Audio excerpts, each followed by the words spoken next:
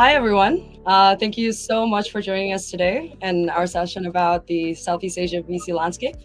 My name is Alessia, and I lead some of our growth initiatives here at Capita. Today, we're live from both Singapore and Jakarta because I'm joined by our wonderful guest here, Dia. She's a key member of the OCBC Venture investment team, and she specifically focuses on managing the existing portfolio to maximize synergy and value creation. But who better to talk about herself than Dia herself? So would love to give the floor to Dia to chat a little bit about her and give us an intro about what OCBC does, as well as what she does specifically for OCBC Venture. Right. Okay. Hi, everyone. Nice to meet you all. And thank you so much, Olivia and Kapita, of course, for the opportunity to have a chat with you guys. Hopefully, this will be an insightful session. And my name is Dia. I'm the investment team and also the value creation um, team in OCBC Ventura. So basically, aside from doing the deal sourcing and also the investment thing, so we also need to build the synergy between the portfolio, our portfolio companies, and the bank. So basically, it's sort of my job to do that, as well as managing and monitoring the portfolio itself. So OCBC Ventura itself, we are actually the subsidiary of Bank OCBC Indonesia. So we've been around since 2020. We're sector agnostic and we've invested in fintech, prop tech. We also have media and also that's all. Lovely, Okay. lovely. Thank you so much for that. And given that you have some experience within the industry and within the recent years there, what do you think are some of the key trends that you have seen or observed within the VC investments across Southeast Asia in the recent years? Yeah, I think the past few years have been very challenging, I might say, like with the market volatility and also the economic downturn. There has been, and also the pandemic, of course, there has been a shift in the customer behavior.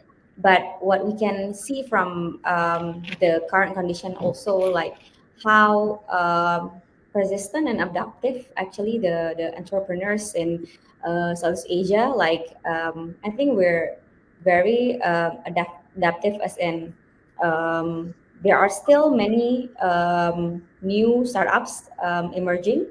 Like you can see from e-commerce, of course, and fintech, and also like the healthcare due to the pandemic, and also I think what's also interesting right now, like maybe around agri-tech and also the consumer brands. I think it's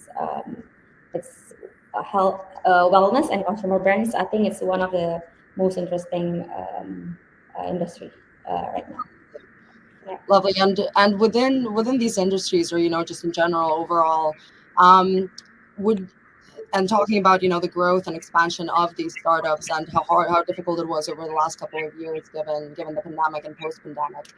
Um, how do you think the startups in Southeast Asia typically utilize VC funding, including your funding, to fuel their growth and their expansion and their scaling of their business?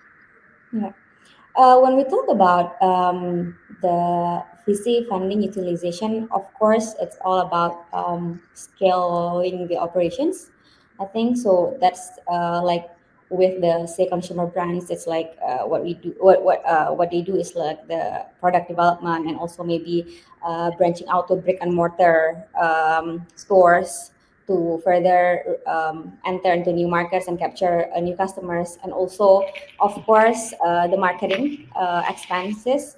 Although right now, I think most of startups have been more paying attention to profitability. So maybe like not so much on the promotion right now, but I think marketing cost is still one of the main utilization of the VC funding itself. So you still see marketing costs as being one of the most utilized in terms of the funding, even post COVID, because that was kind of the trend before, where it was Yeah, everybody was trying to cut down on yeah. everything possible.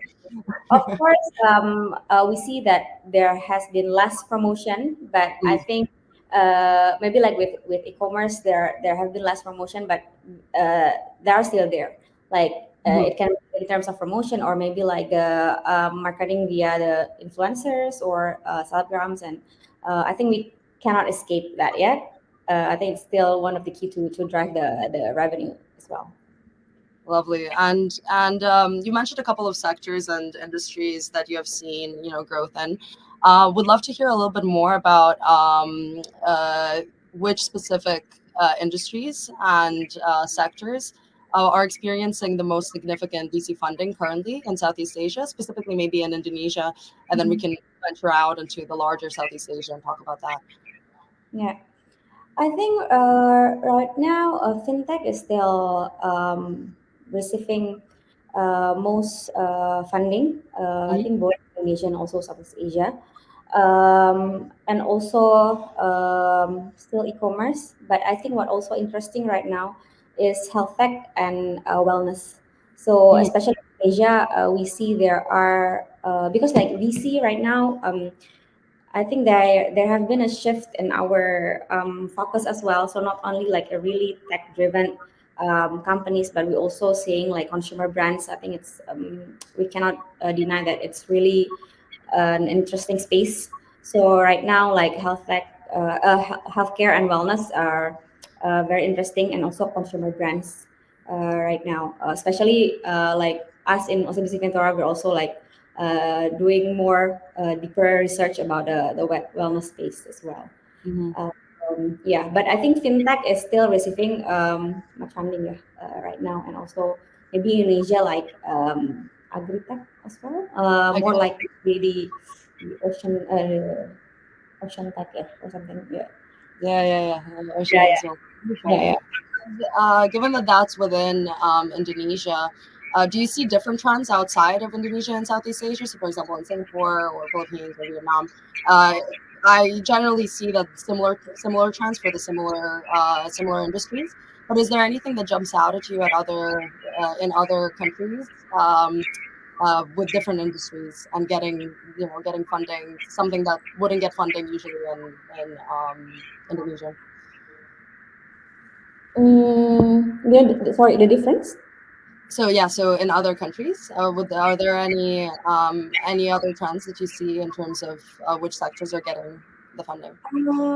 I think not in terms of the sector, but I think like if we see the a mix between the funding that has been received by companies in Southeast Asia, I think like a few quarters ago, like Indonesia and Singapore were the leader.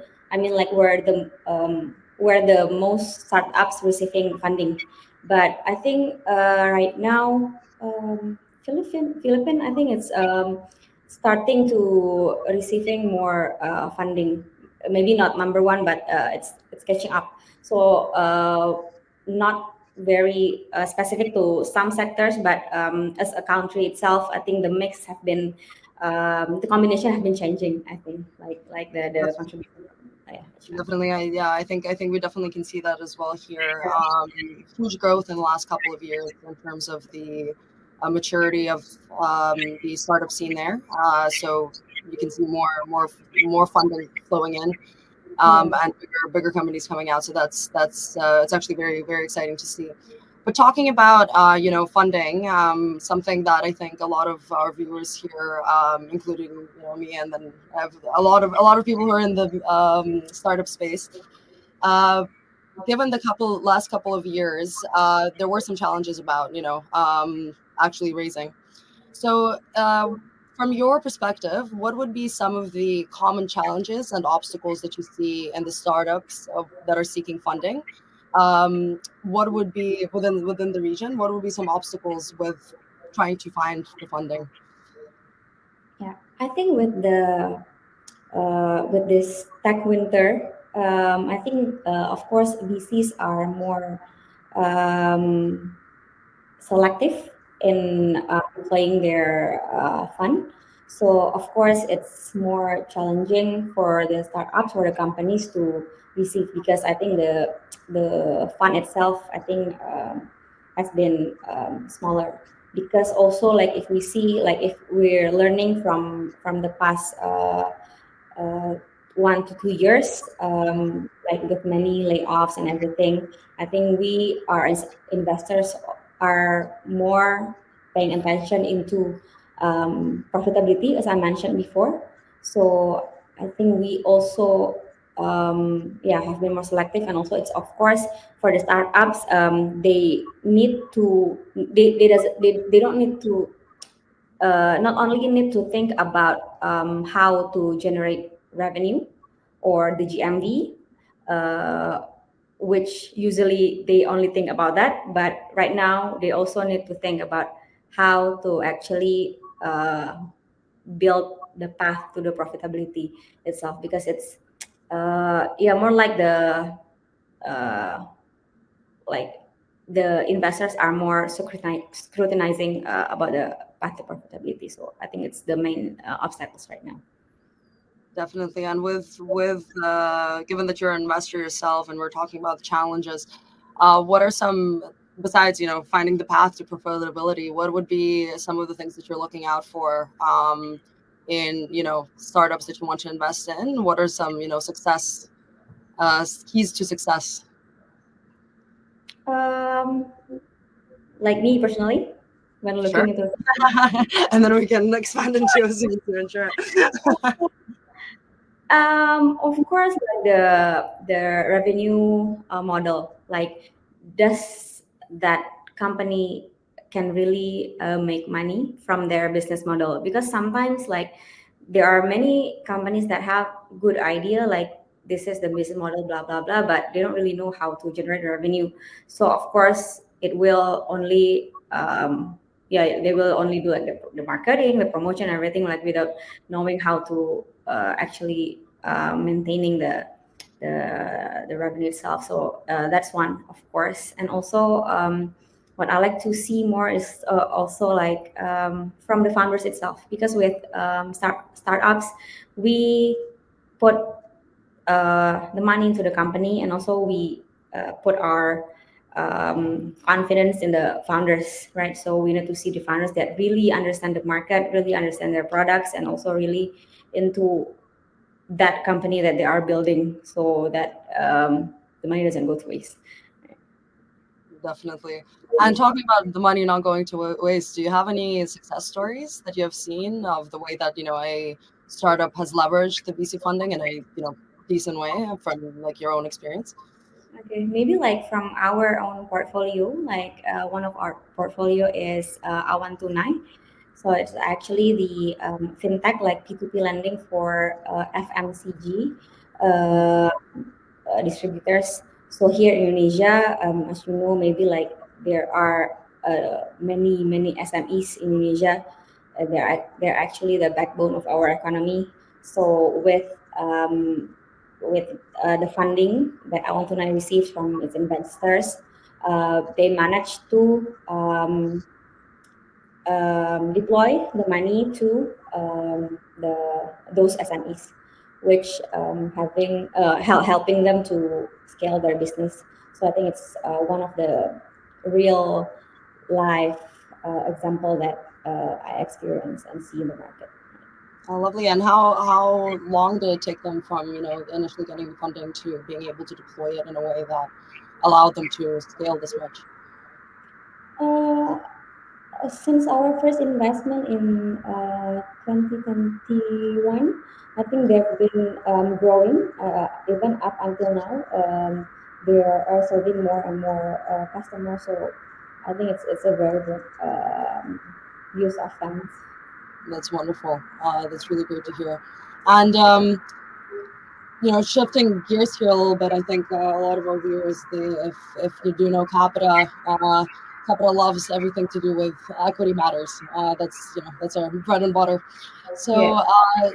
jumping here a little bit, and I'm sure that you have not only have a lot of experience of being on cap tables, but also being able to help the startups in terms of understanding what exactly goes into giving out equity to their employees and everything.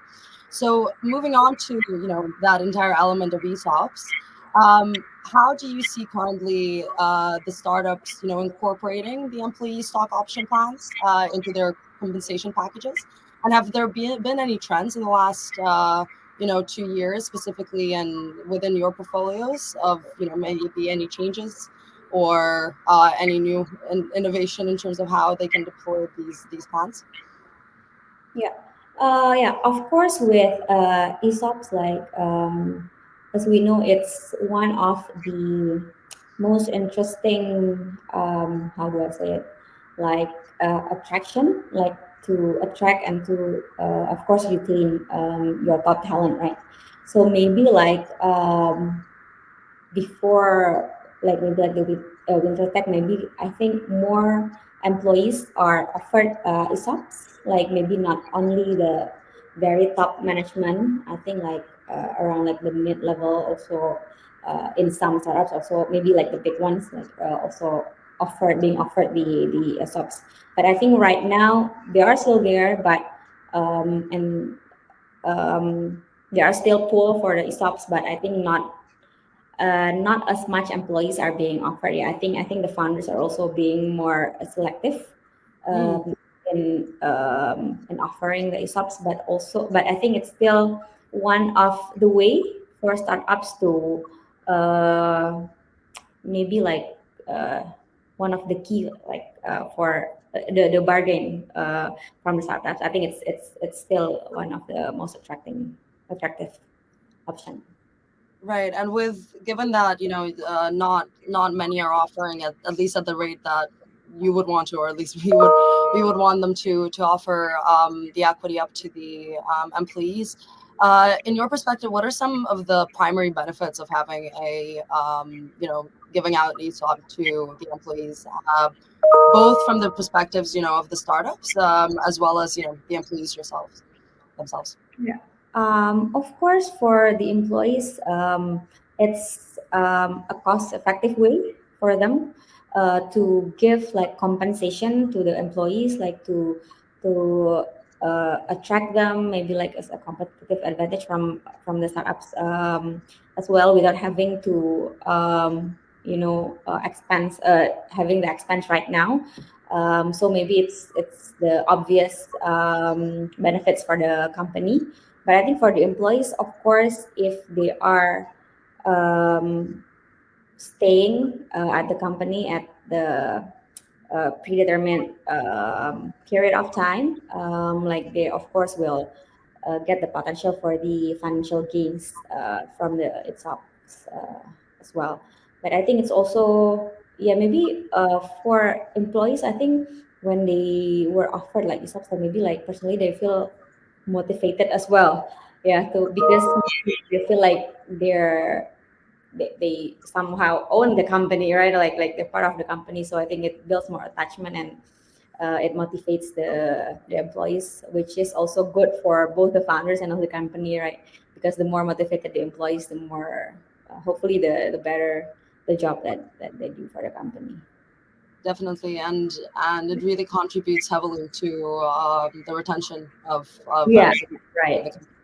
With Yeah, the yeah. hope that you are able to then and then so it is a very wonderful way to retain. And talking about the retention of the employees. Um, I would say we do have a particularly competitive landscape within Southeast Asia, specifically in Indonesia, as well as Singapore and Vietnam, Philippines, everywhere. What do you think? How do you think specifically ESOPs would contribute to that retention and to that creation of and then keeping that talent? And have you seen that in some of your portfolio companies? Okay. I think like how it contributes to retention, of course, because ESOP is not something that the employees directly get, and also the gains, the financial benefits also is not uh, direct. So of course, in order for them to realize their gains, they need to stay longer in the company and they need to perform better, right? Because the better they perform, the better the performance, the better the company's performance, hence the higher the valuation of the company. So it's all connecting. So that's how to retain to retain the company. The motivation from from receiving the financial gains. And about I haven't seen like maybe like from my experience from other what I see in the market, like my colleagues or my friends in other company, like they do stay for the ESOPs though. So so it really does the thing like for the retention of the company, because I see some of my friends stay for the company because of the Perfect. ESOPs. Yeah. Definitely, I think that's the big thing that keeps from at least everybody within the startup scene and actually everywhere, including Southeast Asia. Um, and in terms of we were talking about both the VC landscape as well as we dove a little bit deeper into ESOPs and retention of employees and retention of talent and the use of funding to do both marketing and all of this. What do you think? Uh, are some of the outlooks that you see in the future in terms of VC funding and whether there are specific sectors that you can see that are on the rise, specific elements within the actual company that make them more successful. What are some elements within the VC funding landscape in Southeast Asia that you can foresee within the next 2 to 5 years? Yeah, I think like right now, I think we're still in the recovery mode, like especially in Indonesia. I think like in Singapore, we've seen more and more funding compared to uh, past few years. But I think in Indonesia, we're still in recovery. Although there are many startups, but for the funding, still not so much. But we hope that it will get better and better. And I Hmm. think the options also like aside from equity funding, this company can also explore like from the debt funding. That's what I see from the market as well right now. Because for startups, there have been more debt funding as well in the past few quarters. So it's one of the funding options that the company can seek as well right now. But hopefully, the market will get better soon. So we'll see more and more startups get funded and yeah, with better valuation. Definitely, yeah. It's an exciting time, given that we're coming out as well out of a bit of a freeze, a bit of a funding winter. So it is Yeah. exciting to see what some of the trends are within Southeast Asia and the VC landscape as a whole throughout the globe. Be mindful of time. Any would love to give you a couple of minutes to give you some final thoughts on the VC landscape and Indonesia specifically. Um, if you have any thoughts, any suggestions to our fellow founders that are watching, if they're looking for some funding, what are some of the things that they need to look out for? Yeah, I think like for all the founders, I think you need to, like I said before, and maybe like you need to really know your product and the market that you are entering into, so that you really like you're solving real problems, like not only okay, oh, I think this is problem and I built some solution, some product, but it's better if you really do the deep research first, and then know your customers first, so that you can build your product around the customers and the market and the problems itself. And yeah, I think yeah, and build a connection network. So maybe like even though you meet like some VCs and they're not matched right now, but maybe later like um, they will meet again. So like always build a connection with fellow founders and also the VCs people. Lovely. So two big things: solve an actual problem and build networks. Love it. Wonderful. Thank you so much for joining us here. Yeah, everybody who is still Having viewing us, you can give a big thumbs up to our wonderful guest here in the comments. And next week we'll be live from Australia this time around once again. Hoping to see everybody there. And if you have any other follow-up questions, feel free to reach out to Dia herself. Sure. Thank you so much for having me, Olivia, No, and thank thank you you so much. Thank you everyone. so much, Jade. Thank you, everyone. You.